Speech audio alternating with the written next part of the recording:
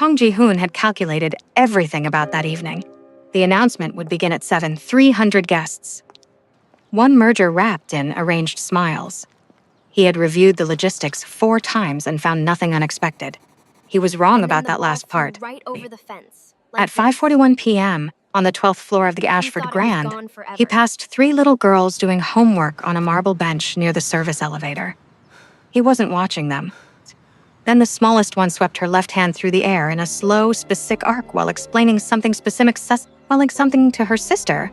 A gesture of emphasis Ji-hoon had made in 100 boardrooms and never once taught to anyone. He stopped. The middle girl had a sketchbook open on her lap.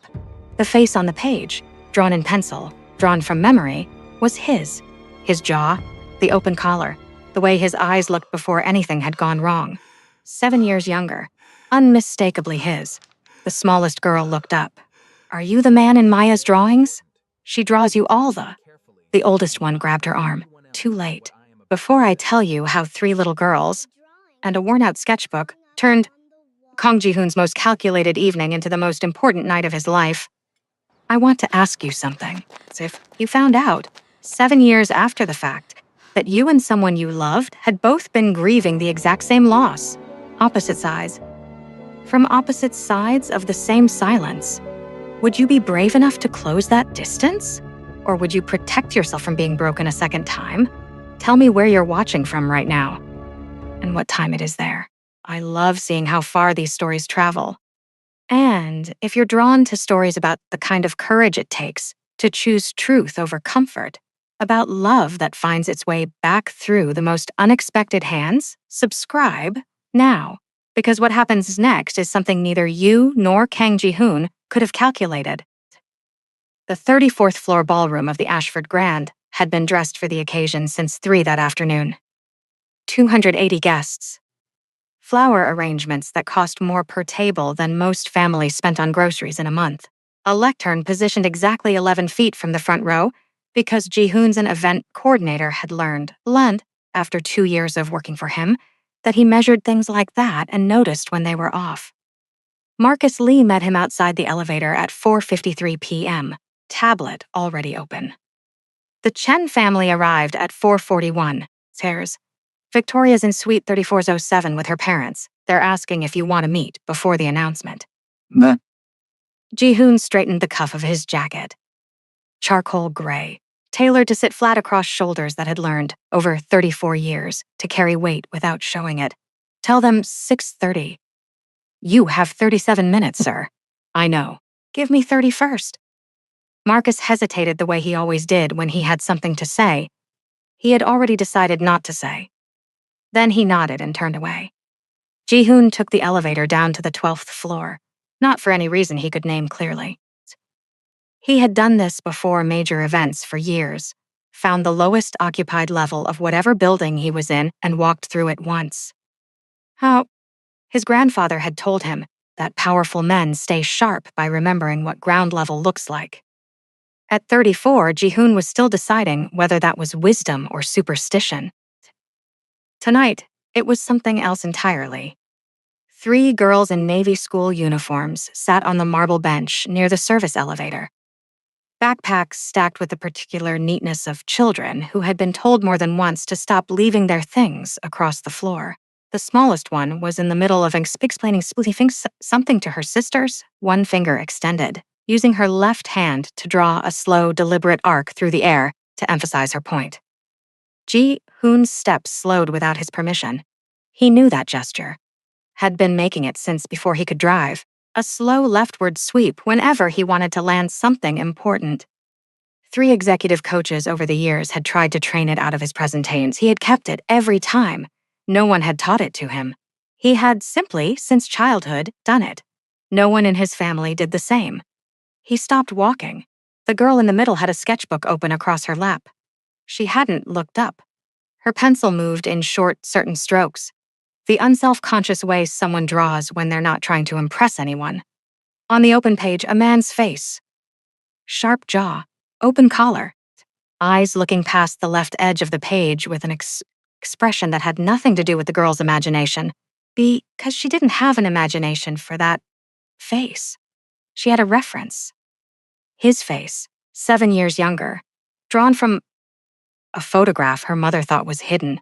The smallest girl looked up and found him staring. Are you the man in Maya's drawings? She draws you all the oldest one caught her arm. Lily. Time, Lily finished, already committed to the sentence and entirely unrepentant about it. Ji-hoon crouched down slowly, the kind of slow that doesn't frighten things. I'm Ji-hoon. What are your names? Zoe Cole. The oldest delivered this like a briefing. Oldest by 7 minutes. That still counts, Maya glanced up once, nodded without expression, and returned to the sketchbook. That's Maya, Lily said cheerfully, accepting responsibility for her sister's social participation the way someone accepts a standing obligation. She draws instead of talking. I'm Lily. I'm the youngest, but I'm also the loudest, so it balances out. Where's your mother? Zoe's eyes did something careful and measuring. She's working. She's the best event supervisor in this entire hotel. A pause that felt like a warning. You can't bother her. Ji-hoon looked down at the sketchbook still open in his hands. He turned back one page. The drawing before the portrait showed a man standing outside a building, 3 small girls beside him. The Sioux, their hands connected. A lit window behind them. The lines were as confident as the portrait. No hesitation, no second guessing. Maya had drawn them together with the certainty of someone depicting something she had already accepted as true. She had drawn this before they had ever met. He set the sketchbook down carefully, stood, and went to find their mother. He heard it before he saw it. A particular quiet gathers in a hallway when someone is being shouted at and has decided not to shout back. Ji-hoon followed it around the corner into the service corridor off the catering station and stopped. A man in a guest badge and an expensive watch was standing too close to a young woman in a catering uniform. First month on the job, by the way she was holding herself. He was explaining to her, in considerable detail, exactly what she had failed to do correctly. The young woman's hands had found each other behind her back. But a second woman stood between them. Ji-hoon's woman stood between them. Ji-hoon saw her spine or he saw her face. She was positioned with the particular stillness of someone who has learned how to hold their ground without giving the other person a reason to escalate. Her voice, when she spoke, was level in a way that required more effort than anger would have. Sir, I need you to direct all complaints through the event coordinator. Right now. Not a request. Not a warning. A fact. The man started again. She didn't move a degree. I understand your frustration. The coordinator's desk is at the end of this hall. I'll walk you there myself if that helps. Ji-hoon recognized her before she turned around. Not her face. The way she stood under pressure without losing a single degree of herself doing it. He had seen her stand exactly that way across 4 years and a dozen difficult rooms, and it had been 7 years since then, and she was so entirely herself still that something in his chest did something inconvenient and unwelcome. She told the young woman quietly, "You're okay? Go." Then she turned and found Ji-hoon at the far end of the corridor. Her hands, which had been loosely clasped in front of her, went very still. Not fear, something more deliberate than fear. The expression of a woman who has just run a calculation and arrived at an answer she wasn't ready to use. 3 seconds. She walked toward the staff exit. Naomi. She didn't stop. He fell into step beside her, not blocking her, not reaching for her, the way you follow someone when you understand that blocking and reaching are the wrong tools. 7 years. I'm asking him for one thing. 1. You understood everything 7 years ago. Her voice was controlled in a way that had been prepared before tonight. Your people made the decision. It was very clear. My people, Ji-hoon said. Something shifted in the 2 words that she chose not to turn around to answer. She found her daughters at the marble bench, gathered them with the practiced speed of a woman who had moved fast with 3 children for 8 years, and pushed through the staff exit. A cab was at the corner in under 90 seconds. The girls climbed in. Naomi followed. The door was nearly closed when Lily pressed her small palm flat against the rear window. Not waving, not asking for anything. Just placing her hand against the glass and looking back at Ji-hoon standing on the other side of the hotel door. 1 second. The cab turned onto North Michigan Avenue and was gone. Ji-hoon went upstairs at 6:23 p.m. Victoria Chen Hunt was already in the pre-function room with her parents and their family attorney. She wore the deliberate elegance of a woman who had prepared for this evening the way she prepared for every transaction. Thoroughly, without sentiment. She looked at him with the expression of someone who had already calculated the evening's outcome and was ready to proceed. "Cancel the announcement," Ji-hoon said. The room found a specific kind of quiet. "I'll have Marcus contact your team about next steps. Tonight is not happening." He said it the way he had learned to say things he had already decided, not cruelly, not apologetically, simply as a fact that had stopped being a choice. Victoria Chen said nothing. Her father said several things. Ji-hoon heard them all and left. By 11:47 p.m., the 34th floor was being quietly dismantled. Flower arrangements that had cost $14,300 were heading for black garbage bags. 280 people had received a terse message about a postponed announcement pending scheduling adjustments. Ji-hoon sat at the desk in his penthouse office. The city spread below the floor-to-ceiling windows. He set down the pen he had been holding since 10 o'clock without having written anything with it. "Marcus." "Sir." "Naomi Cole, event supervisor, Ashford Grand, as of today." A pause that had the weight of 7 years in it, everything. 3 days after the canceled engagement, Marcus set a folder on Ji-hoon's desk without a word. Ji-hoon opened it. Mamic. Naomi Cole. 31. Originally Atlanta, Georgia. Event supervisor at the Ashford Grand for 2 years and 4 months, until the morning after the engagement cancellation, when the VIP client she had shielded a junior staff member from filed a formal complaint. The client's name appeared in Kang Group's own records as a secondary partner in two of the Chen family's Chicago real estate holdings. She hadn't touched anything that belonged to them. She had simply refused to let a man with power use it badly in front of her. They had gotten her fired for it anyway. She was 2 months behind on rent at a Pilsen apartment. The landlord had filed the early lock paperwork 41 hours ago, 12 hours before the notice period was legally required to expire. Current address, unknown. Emergency contact field, blank. Ji-hoon read that last line twice. He closed the folder and sat with both palms flat on the desk. Then he asked Marcus of a diner within walking distance of Naomi's last known address that stayed open past midnight. He found her at 1:47 a.m. at a place called Loretta's on South Halsted. The kind of diner that hadn't changed its menu or its lighting in 20 years. Both decisions were correct. 3 girls were asleep in the booth beside her. Zoe upright with her arms crossed. Even in sleep, Maya slumped against the window with the sketchbook still loosely in her hand. Lily sprawled diagonally across both of them at an angle that suggested she had negotiated for more space and won without waking anyone but Alec. Naomi sat across from the girls with a coffee she wasn't drinking. Both hands wrapped around the mug like warmth was the only thing she was asking it for. Ji-hoon slid into the seat across from her without asking. She looked at him the way someone looks at a problem they have been trying not to think about for 3 days. "I don't need whatever this is. I have a 3-bedroom in Streeterville. Empty since March. Good school district." He named the specific school. Marcus had found it. "I don't need your." "They do," he said it once and left it there. Naomi looked at her daughters. Zoe's arm still crossed in sleep. Lily's hand hanging off the seat edge. Maya's fingers still holding the sketchbook. The silence was long enough to become a decision. "For them," she said finally. "To the table, not to him. Not for you. You are nothing official yet." "Understood." She looked up at that. Perhaps because he said it without qualification, without asking what official meant, without negotiating what she had just conceded. "Understood," he said again. He meant it. She could tell. She hated slightly that she could still tell. The apartment had 5 windows that caught the morning light, and enough kitchen cabinet space that Zoe completed a full inspection lap before declaring it acceptable. Naomi refused the car Ji-hoon offered. She refused the driver, abused. She accepted that he would occasionally appear before school with coffee and 3 pastries from the Beacon Street Bakery, 2 blocks north, because Zoe Maya and Lily had 3 different opinions about which pastry was correct, and all 3 of them were wrong about the other 2.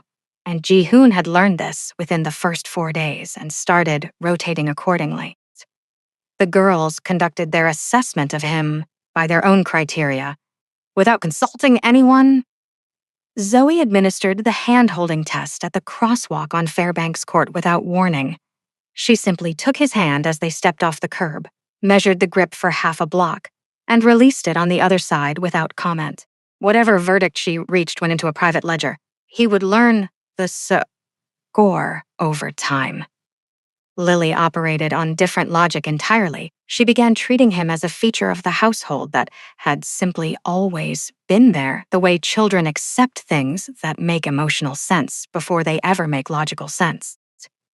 She asked him questions constantly and without filter. Favorite color, whether pigeons were underrated, why adults carried briefcases when backpacks were objectively superior engineering.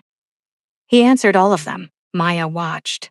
She didn't speak to him directly for 9 days. On the 10th morning, he arrived to find a folded piece of paper tucked under the pastry bag he had left at the door the night before. The Streeterville building. Their building. Drawn in careful pencil. 3 girls visible in the windows. A figure standing at the open front door. The figure was him. Maya had drawn him into their home before Naomi had decided whether to let him stay. Ji-hoon stood alone in the hallway holding the drawing for a moment. Then he folded it and put it in his jacket pocket, where it stayed for the rest of the day.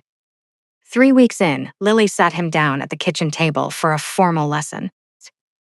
"You do this wrong," she announced, demonstrating the left-hand sweep with the gravity of someone correcting an error that had gone on too long. "You go like this. The arc drifted too far right, but it should go like this."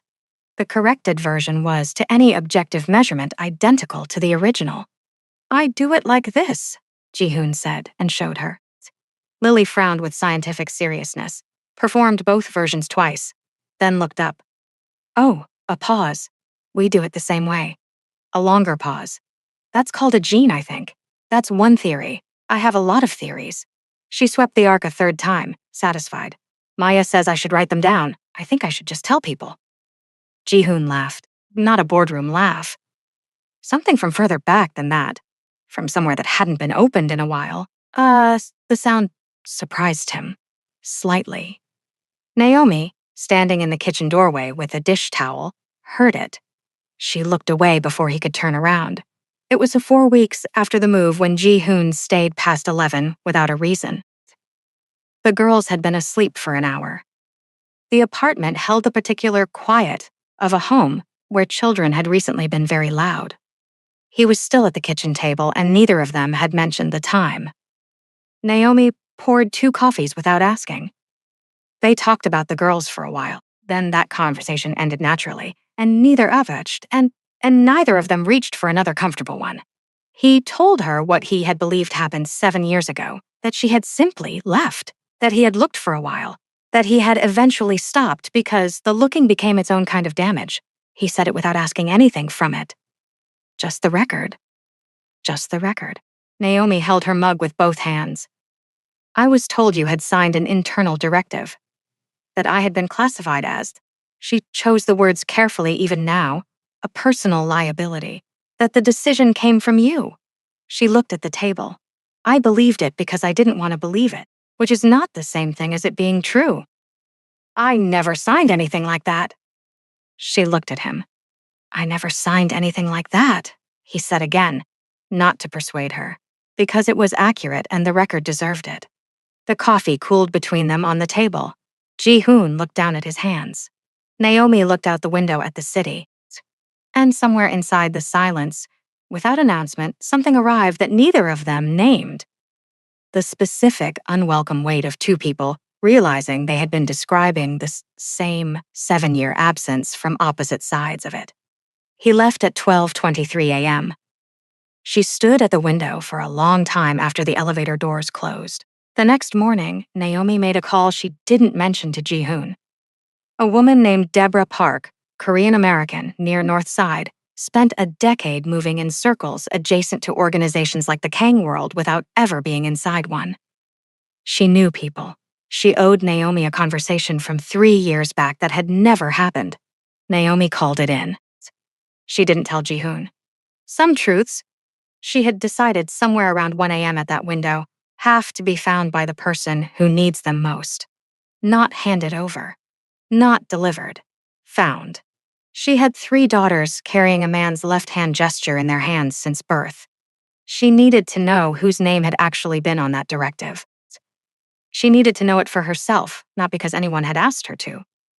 2 days later, Ji-hoon requested a DNA test. A formality, he said. Nothing changes either way. She agreed. She did not tell him she was already 3 calls deep into something a laboratory could not answer.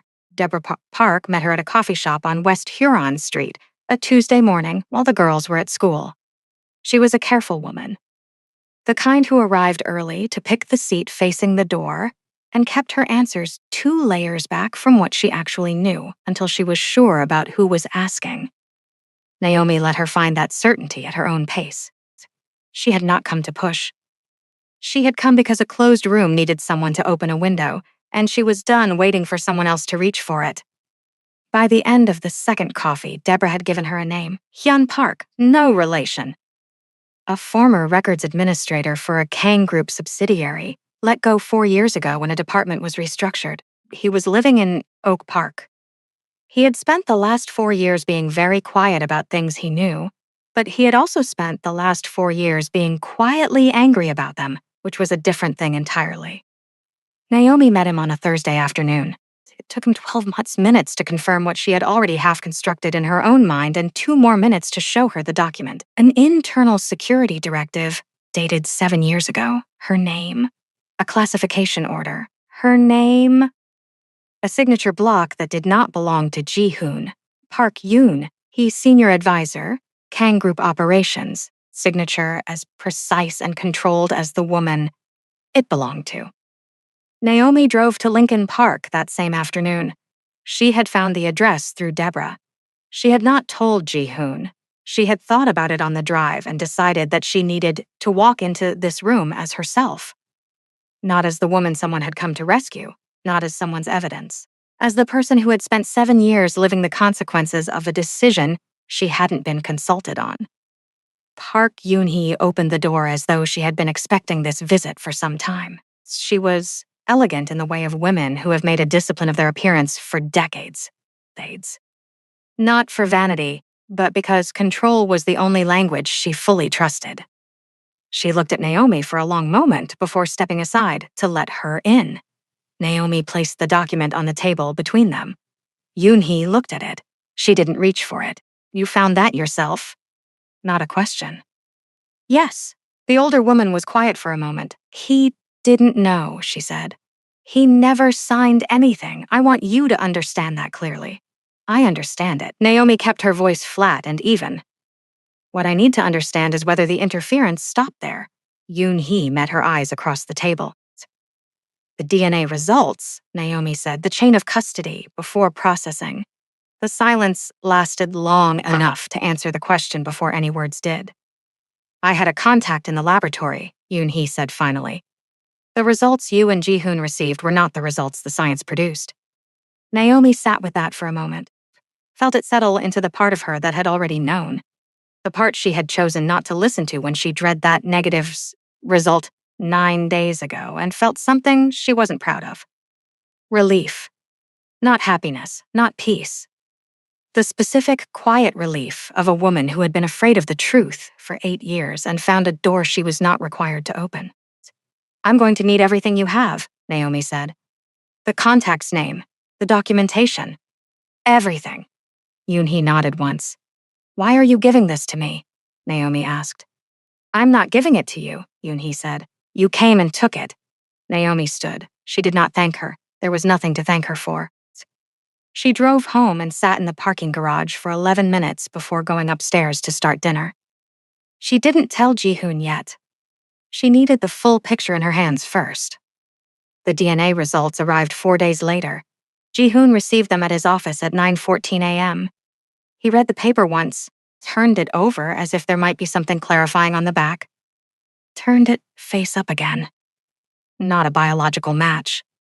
He set it on the desk and stared at it for a long time. Then he thought about Lily's left hand sweeping that arc through the air. He thought about the way Zoe set her jaw when she was refusing to concede a point. A specific angle, a specific stillness that he had seen in his own reflection more times than he could count. He thought about Maya's sketchbook before she had spoken a word to him directly. He picked up the phone. Marcus. The lab. Get me the supervisor's name, the technician's name, and a full chain of custody record for the submission. Then he told her the result without framing. Then he called Naomi. Does it change anything for you? A pause on her end. No. The word was flat in the way that words are when there's something heavier than no behind them. Then it doesn't for me either, he said. He meant it. She already knew what she knew. She needed 2 more days to have the full documentation. That same week, Ji-hoon sat in a room in the Kang Group's River North offices that contained 5 men who had known him since before he was old enough to be making decisions about his own life. One of them said what several of them were thinking in the careful language of men who understood implication. The engagement collapse had created instability. The arrival of the woman and the children had created more. Certain partners were asking questions about commitment and distraction. Certain arrangements were contingent on a perception of stability. Ji-hoon listened until the man finished. The arrangements change, Ji-hoon said. Everything that can't survive in a legitimate structure ends in the next 18 months. All of it. That's what's happening. The room found a specific kind of silence. The partners can ask their questions. The answers will be the same ones. He stood. The meeting was over. On his way out, alone in the elevator, he pressed both palms against the metal doors and exhaled the way you exhale after a decision you've been circling for 3 years has finally been said out loud. It was done now. There was a cost attached to it that no number would fully cover. Some of the men in that room would never forgive him. Some of the structures he dismantled would take people down with them who had trusted those structures their entire working lives. Ask it. He had known all of that coming in. He had said it anyway. The photograph ran on a Thursday morning, a long-lens shot. Ji-hoon on the sidewalk outside Lily's school, Lily on his left shoulder, Zoe and Maya walking ahead with their backpacks. His hand raised slightly, saying something to one of the girls. Entirely ordinary, entirely damning in the particular way that ordinary things are when they answer a question 300,000 people had been quietly asking for 2 weeks. The Kang Here's secret daughters, the broken engagement finally explained.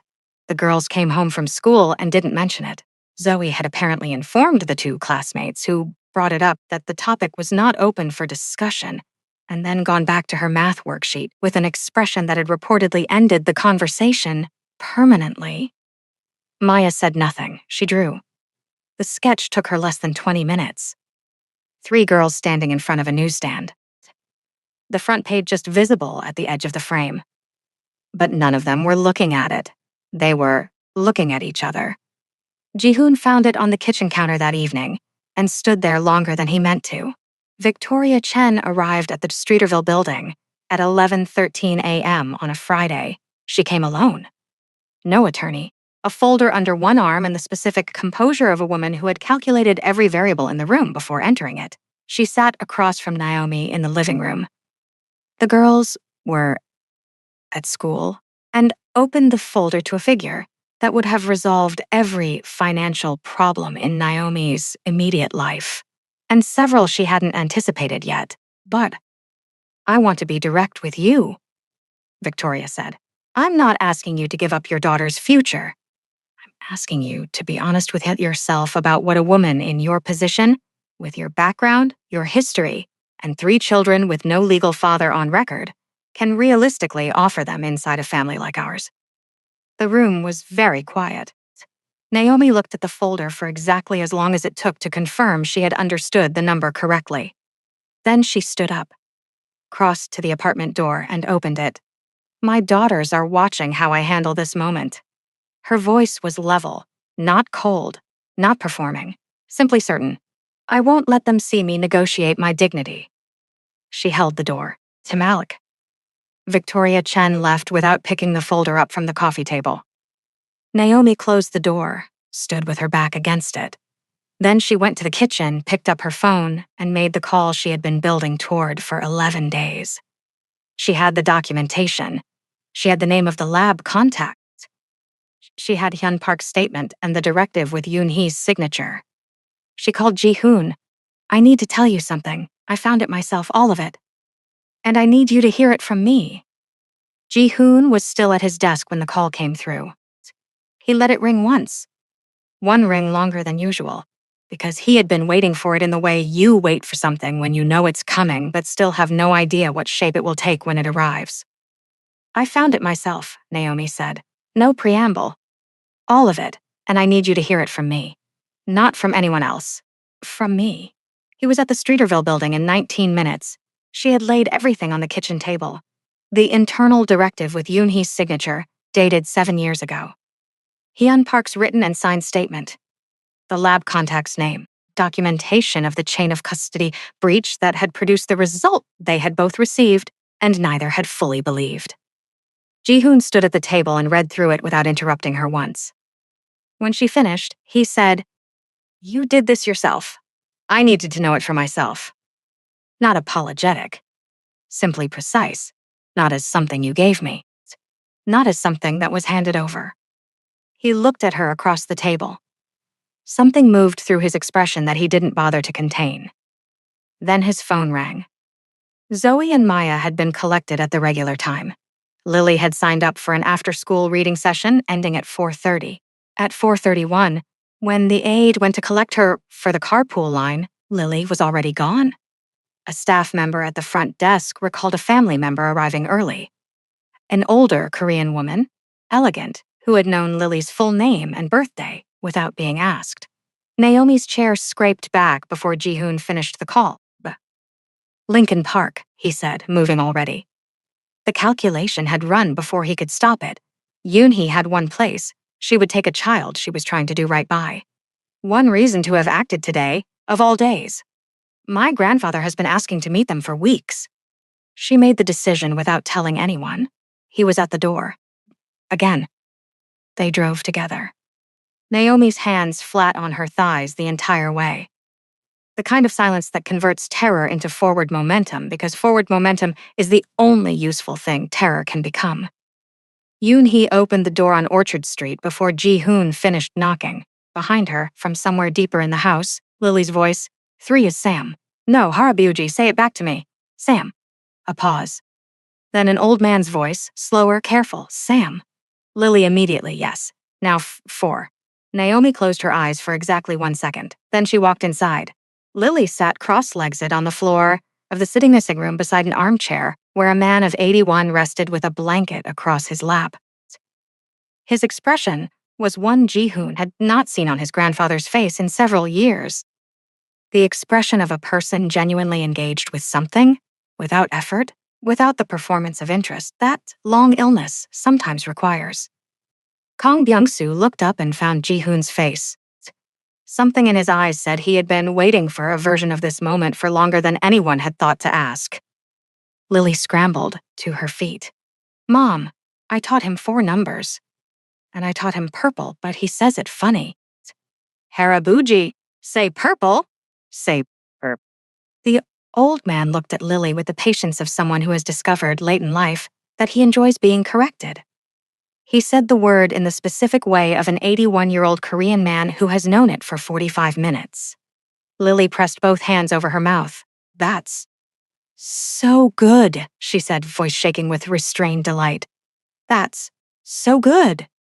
Naomi crossed the room without a word and gathered her daughter. Her hands were steadier than they had any right to be.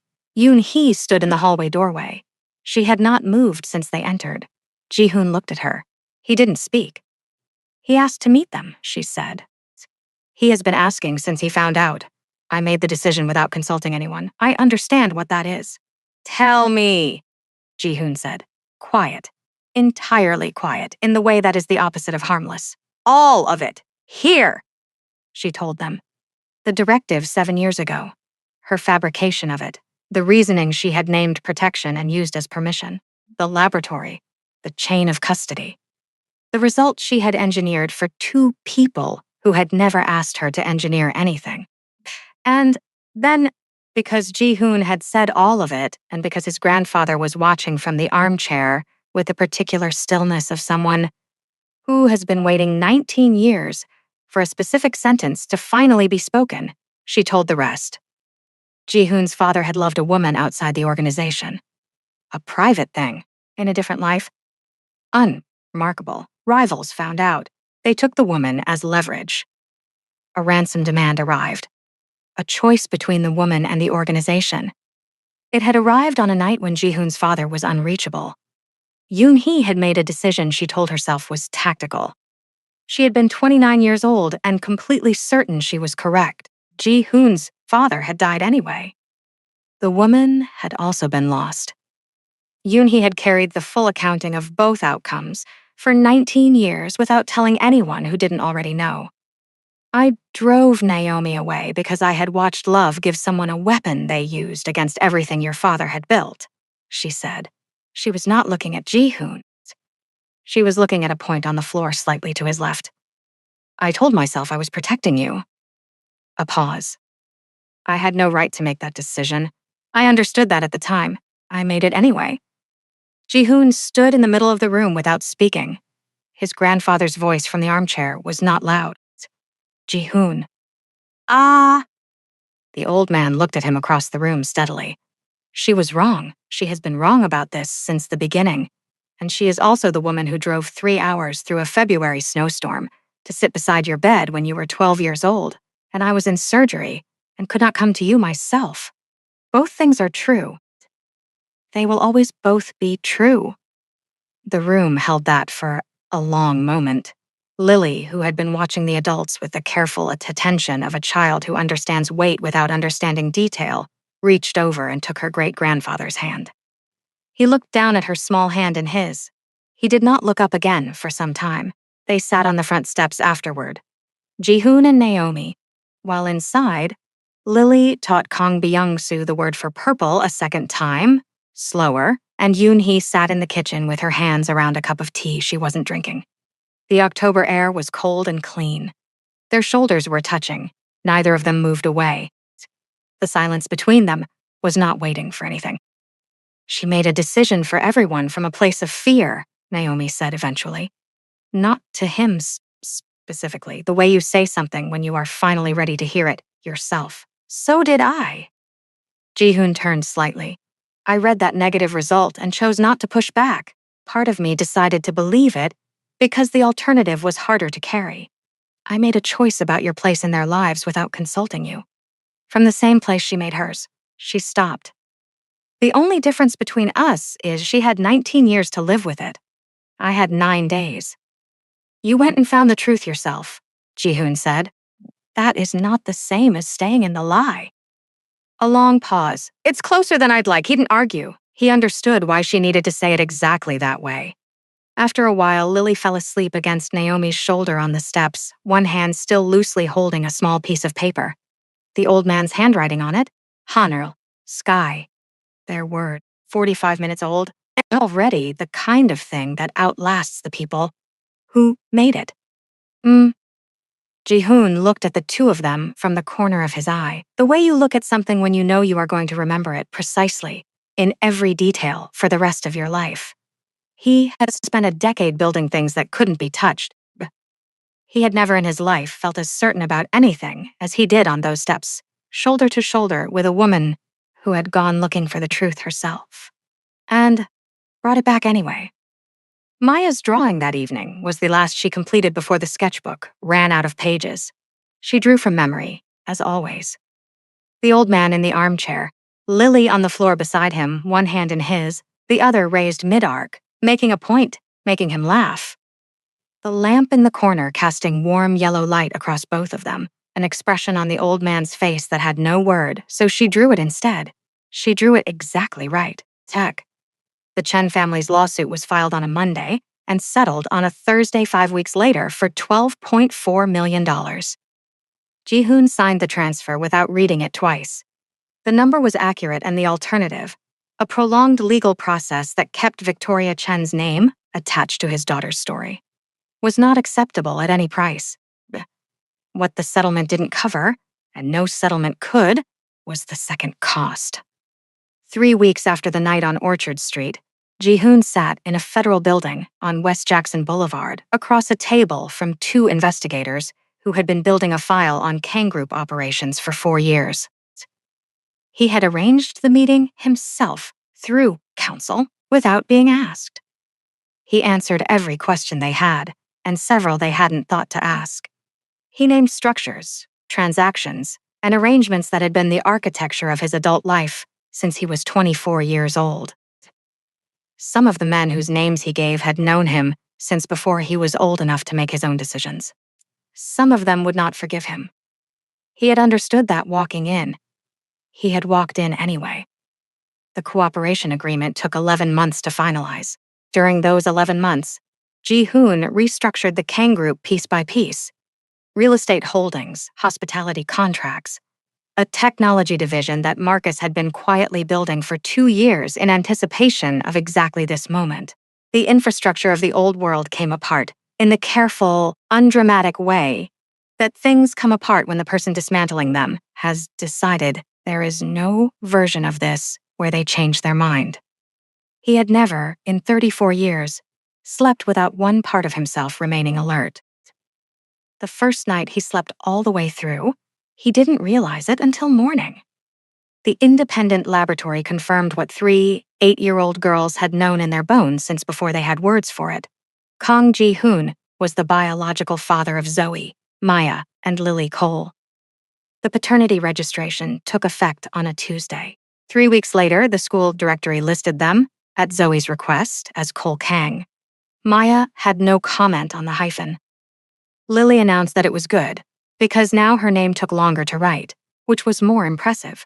Park Yoon-hee attended the first family therapy session without being asked twice.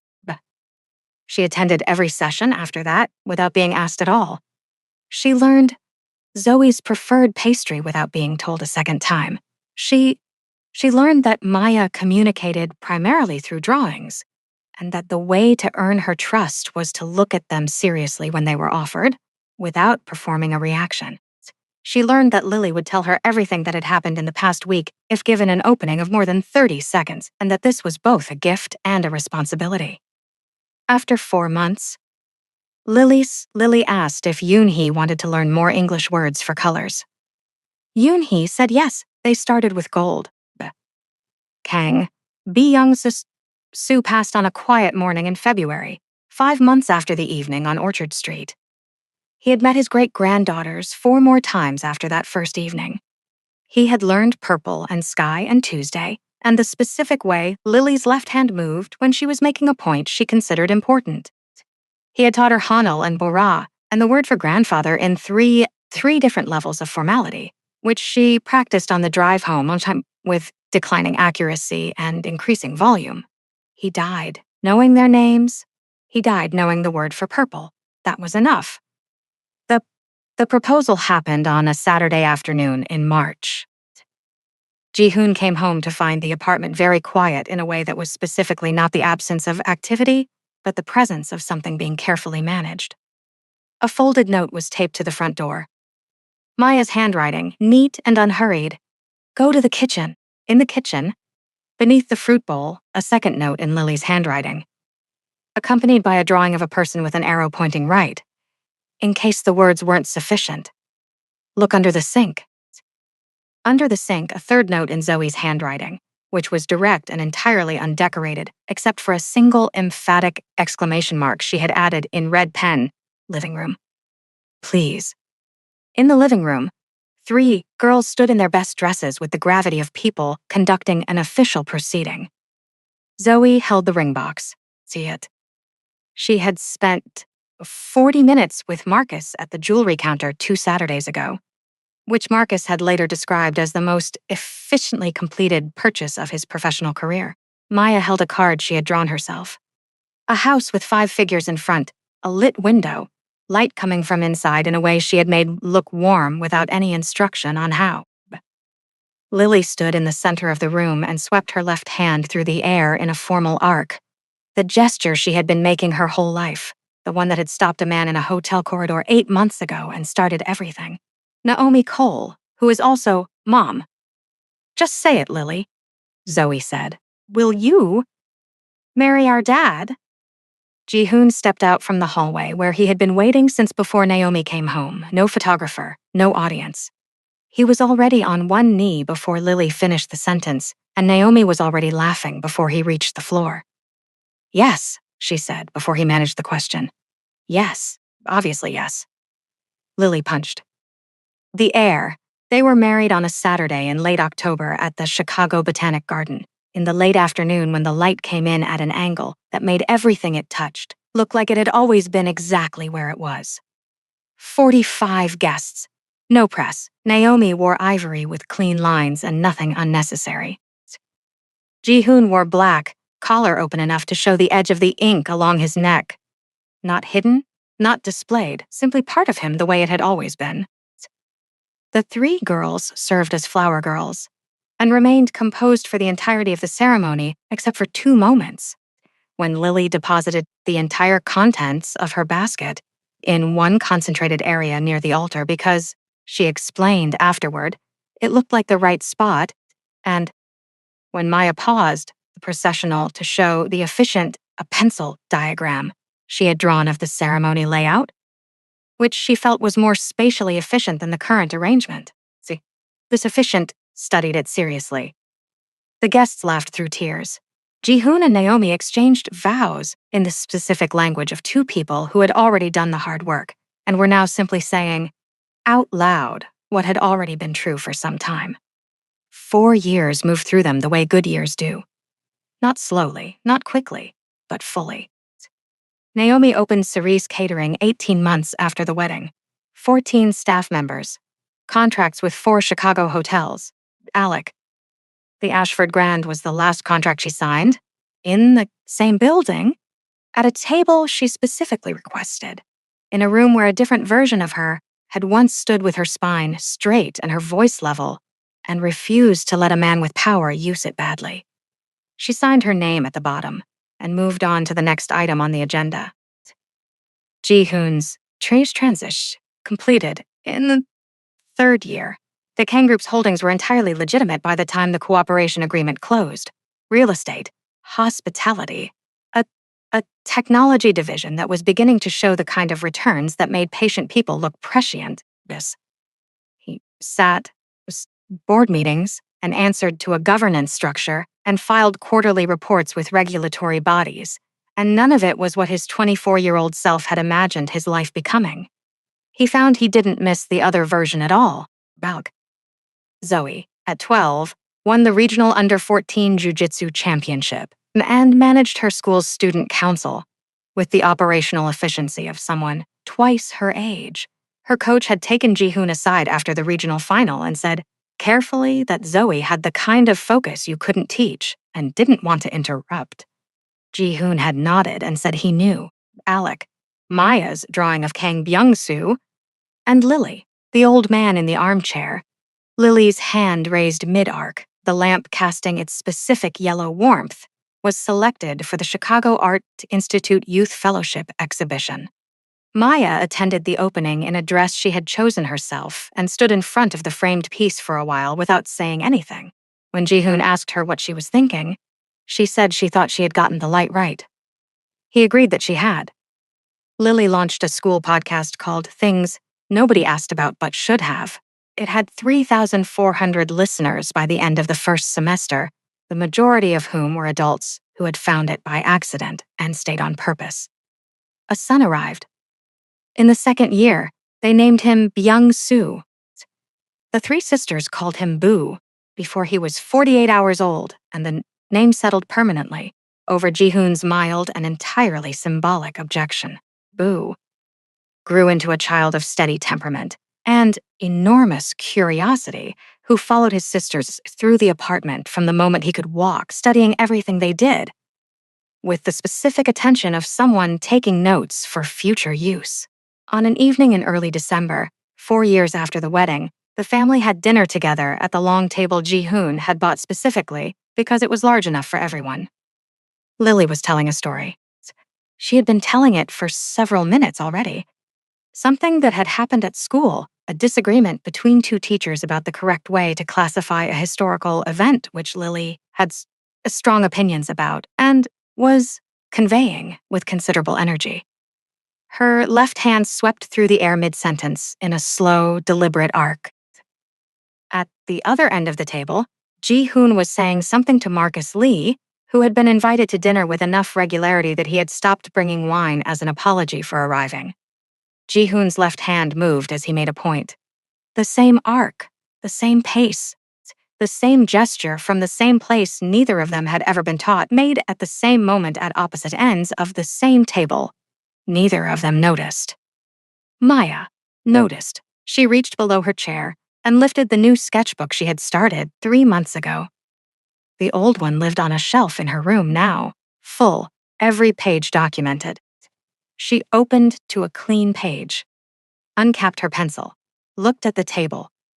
Lily still talking, Ji-hoon still listening to Marcus, Boo stealing the last piece of bread while everyone was looking elsewhere, Zoe already aware of the theft and choosing not to intervene, Naomi watching all of it from her chair with an expression that had no single name.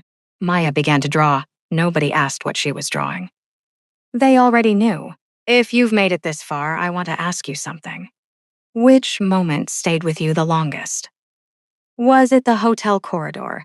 A man stopping in his tracks because a little girl moved her hand the way he had moved his since before he could remember? Was it Maya, drawing a family into her sketchbook before anyone else was ready to call it that? Was it the steps outside that Lincoln Park house? Two people sitting shoulder to shoulder in the dark, finally saying out loud that they had been grieving the same thing from opposite sides of the same silence? Or was it something quieter than any of those? An old man learning the word for purple from a child he had 45 minutes left to know. Tell me in the comments, tell me where you're watching from, and what time it is where you are. These stories travel further than I ever expect them to, and every location you share reminds me why it's worth getting them right. If this story moved something in you, if you believe that truth is worth going after yourself, that love doesn't ask permission before it recognizes itself, that the most important families are the ones built deliberately, one honest choice at a time, then subscribe. Share this with someone who needs to hear it today, and leave me one word in the comments, just one, that describes how you feel right now. I'll read every single one.